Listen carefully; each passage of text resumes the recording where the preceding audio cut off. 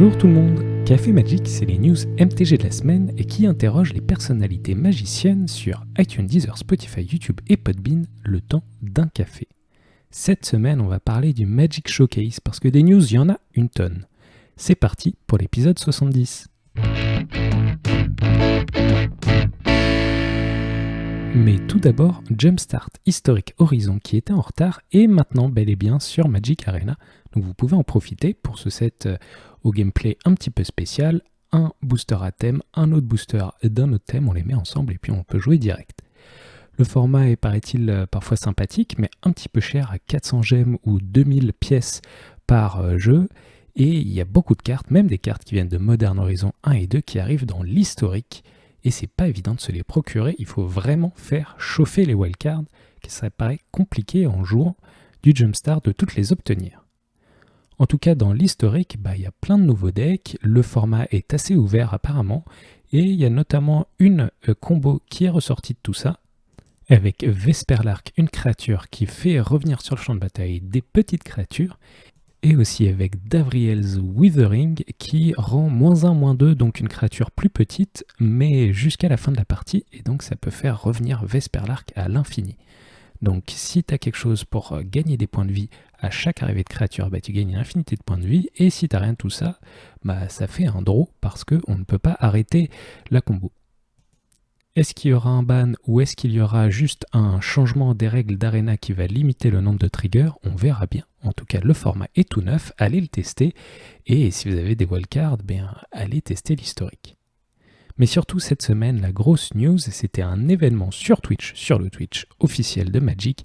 C'était le Showcase 2021 de Magic, c'est-à-dire un événement avec l'acteur Jimmy Wong, le producteur de contenu Commander Joseph Johnson et l'entertaineuse et streameuse de Magic Becca Scott, qui rencontrait différentes personnes de Wizards of the Coast pour présenter les futurs produits qui arrivent fin 2021 et en 2022 pour cette année qui vient de Magic. On va donc voir des Challenger Decks pour le Pionnier, plein de Secret Lairs, les prochains sets Lego en standard et les prochains sets supplémentaires qui arrivent. Et ensuite, on va parler de la série Netflix Magic et une nouvelle série de comics.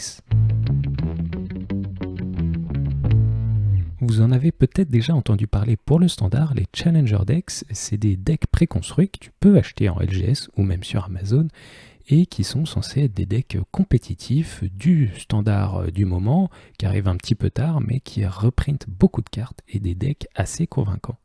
Cette fois-ci, le format c'est Pionnier, donc apparemment Wizards of the Coast n'a pas oublié ce format, peut-être qu'il reviendra lors de l'Organized Play des compétitions qui arrivent, dont on a entendu par ailleurs pas le moindre mot. En tout cas, ça fait 4 decks si tu veux te lancer en Pionnier. Il y a Azorus Spirit, c'est-à-dire un deck bleu-blanc tempo agressif avec des esprits. Il y a aussi la combo Lotus Field, c'est un deck totalement combo qui sert à faire pas mal de mana avec la carte Lotus Field qui fait 3 mana et qui a l'Hexproof. Après ces decks combo, on a le classique mono rouge Burn, il en faut bien, et enfin Orzhov Aura. C'est pas Théoméré qui sera mécontent, mettez plein d'aura sur des petites créatures, faites-les revenir avec l'Urus. Ça paraît être 4 decks assez convaincants, et puis vraiment dans ces decks on a des playsets de cartes, pas mal notamment de Painland dans les mana bases, et des belles cartes qui ont été réimprimées. Par exemple dans ce dernier deck on a même une saisie dépensée. Je pense que ça vaut le coup si vous voulez vous lancer dans ce format, ou même si vous voulez pour pas trop cher avoir des bonnes cartes qui sont jouables en Pionnier, mais aussi notamment en moderne. Ensuite, des Secret Lairs, j'aime pas toujours en parler parce qu'il y en a tout le temps qui arrivent et c'est une manière d'acheter directement à Wizards of the Coast des cartes, ce qui n'est pas la meilleure manière, mais ils trouvent toujours un moyen de me surprendre et me donner envie d'en parler. Là, notamment, on a un Secret Lair qui présente tout simplement 3 Planeswalkers, Darkfiden, le Karn à 4 et puis le petit Teferi à 3 dans la bordure ancienne, c'est-à-dire la bordure de la 7e édition. C'est assez marrant parce qu'ils ont même mis du texte pour des Planeswalkers pour expliquer ce que c'est qu'un Planeswalker et ils disent utiliser des compteurs sur la carte un petit peu comme on avait en alpha. Moi, ça frappe directement ma nostalgie, je dois dire que j'apprécie, même si je les achèterai pas parce que c'est pas joué non plus dans tous les formats C3 à la fois, mais c'est quand même assez beau. Il y a aussi un autre Secret Lair qui reprend des Kami avec un style un petit peu japanisant. Peut-être que les fans des showcases des cartes de Strixhaven aimeront ça. Et enfin, attention, plus surprenant, tenez-vous bien. Un Secret Lair où on verra des personnages de Street Fighter. Pour l'instant, on sait juste que la personnage Chun-Li va en faire partie. Ce personnage qui adore donner des coups de pied, elle va avoir la mécanique qu'on nous a annoncé multi-kicker. C'est la blague. Et enfin, tenez-vous bien, un Secret Lair Fortnite. Je rigole pas, le jeu vidéo apprécié particulièrement des enfants va avoir son Secret Lair et donc on va avoir des visuels pour des reprints de Magic, des visuels qui viennent du célèbre jeu vidéo. Ça va sûrement mettre des yeux vers Magic, peut-être on l'espère faire entrer de nouveaux joueurs, mais en tout cas, je dois dire que cet événement a fait controverse dans l'univers magicien. Maintenant, on va se remonter le moral en parlant des prochains sets qui seront Lego en standard. Les 2 prochains sets, on sait déjà que c'est sur Innistrad, ils ont déjà commencé à être un petit peu spoilés. Ensuite, on sait qu'on va avoir maintenant Kamigawa Neon Dynasty. C'est effectivement le grand retour de Kamigawa, je l'avais déjà teasé dans un précédent podcast parce qu'on avait vu ce nom de domaine apparaître sur un site internet.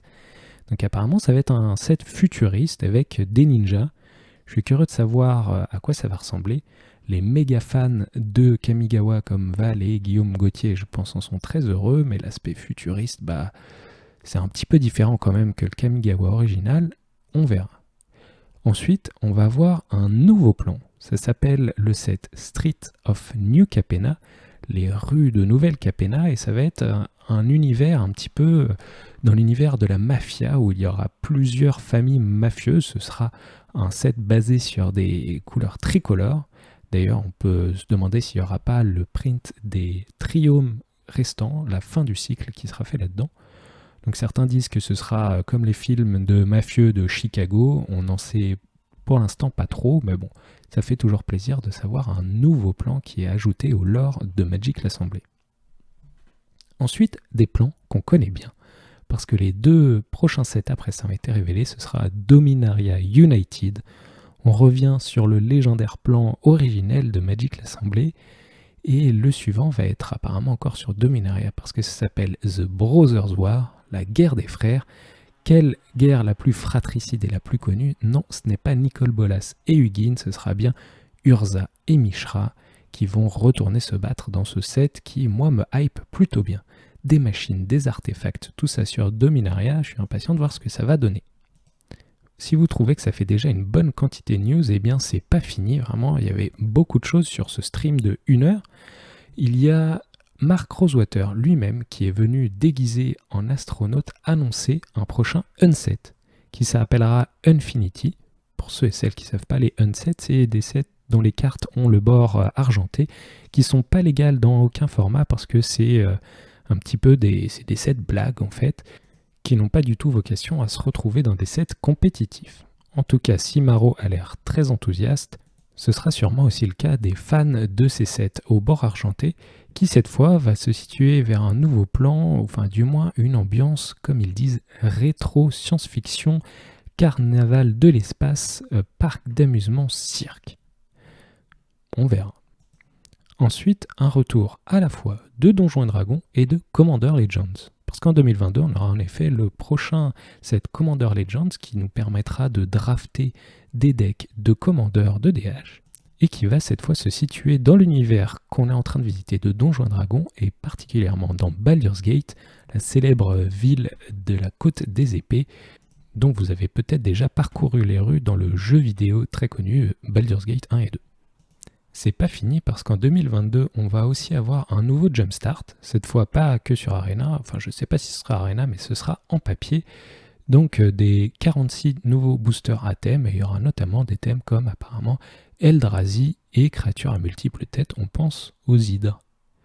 C'est pas fini encore car un nouveau Double Master arrive en 2022. Double Master, c'est un Master set, donc un set avec que des réimpressions, et cette fois-ci 2 rares par booster, 2 foils par booster. J'ai l'impression vraiment qu'ils savent plus quoi imaginer dans les salles réunions de Seattle à Wizard of the Coast. Dans le visuel de 7, on voit Aminatou, donc peut-être un reprint d'Aminatou, et on sait qu'il y aura un reprint notamment de Wrenn and 6, le Planeswalker, qui commence à être un peu cher pour le moderne. Maintenant, on va parler de 2 sets qui avaient déjà été annoncés pour le Universe Beyond, c'est lorsque Magic explore d'autres franchises. Le set Warhammer 40 000, on le savait déjà en fait, mais on a vu quelques visuels d'Ultramarine. C'est effectivement un set de 4 decks préconstruits de DH, donc pour les joueurs et les joueuses de Commander, et ça va pas aller perturber nos chers sets éternels, ce sera même pas, il me semble, légal en Legacy. Heureusement, on pourra pas jouer d'Ultramarine dans nos formats compétitifs préférés. En revanche, on savait qu'un set Le Seigneur des Anneaux allait arriver. On a vu quelques visuels, c'est sympa, ça s'inspire pas tant que ça du film de Peter Jackson, ce qui apporte une originalité sympathique, un peu un retour aux sources de la fantasy. Mais ce set, qui sera bien tout un set, pas seulement des decks préconstruits, va être légal en moderne. Donc bien sûr aussi en Legacy et en Vintage. C'est la première fois qu'un set comme ça va être légal en moderne directement sans passer par le standard, à part évidemment Modern Horizon. J'ai un petit peu peur, au moins le Seigneur des Anneaux c'est plus proche de l'univers de Magic, mais je suis mi-impatient de voir ce que ça va donner le Seigneur des Anneaux en moderne, et j'ai un petit peu peur de voir équiper mon anneau unique à un Tarmogoyf. Maintenant, des nouvelles des œuvres culturelles produites par Magic l'Assemblée, parce que vous le saviez déjà, une série Netflix est en préparation pour bientôt. On avait eu avant le showcase des plutôt mauvaises nouvelles, parce que les frères Russo, qui sont quand même des gens qui pèsent dans le milieu, se sont retirés du projet. Apparemment, ils étaient heureux, ont-ils dit, de faire partie de cette aventure, mais à cause de différences de point de vue sur ce à quoi devrait ressembler cette série animée, ainsi que les scénaristes principaux Henry Gilroy et Josie Molina, c'est jamais un bon signe en plein milieu de projet des gens si importants qui s'en vont, mais au moins on connaît déjà les remplaçants parce que le producteur exécutif Jeff Klein, qui a notamment travaillé sur la série animée Transformers Prime, G.I. Joe, Renegades, des séries animées qui apparemment ont marché, il va être là pour superviser la création de ce tout nouveau scénario pour la série Netflix. Lors du showcase, on a vu déjà quelques petits visuels, notamment puisque ça se passe apparemment sur Ravnica, des décors de l'univers de Golgari, et puis on a aussi vu une petite vidéo faite au téléphone un petit peu pétée de la personne qui va jouer, du moins j'imagine jouer la voix de Gideon. Une autre œuvre un petit peu pour moi dans le même style, il a été annoncé qu'il y aurait à nouveau des comics faits pour Magic l'Assemblée par Boom Studio. Ça avait déjà été fait par IDW, ça n'avait pas si bien marché me semble-t-il, mais là en avril 2022 on devrait retrouver les aventures de Jace, Kaya et Vraska sous forme de comics, donc de BD à l'américaine, impatient de voir ce que ça va donner. Et bien voilà, c'est tout pour les nouvelles de cette semaine, ça fait vraiment beaucoup, mais au moins vous êtes au courant de ce qui vous arrive dans les années à venir. Merci d'avoir écouté Café Magic et à dimanche prochain.